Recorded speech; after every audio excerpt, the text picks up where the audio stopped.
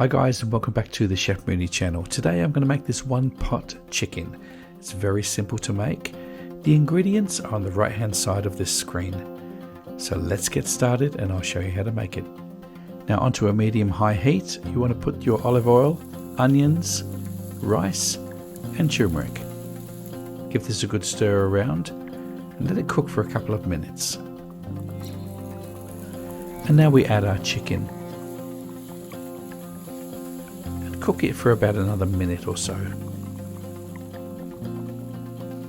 We're going to add our tomatoes, crushed, 2 tablespoons, followed by 1 teaspoon of garlic, and give it a good stir.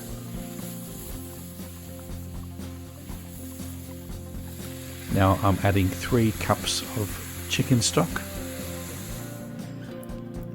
topped off with my pepperoni, frozen baby peas, and we're going to finish off by adding the coriander and the parsley.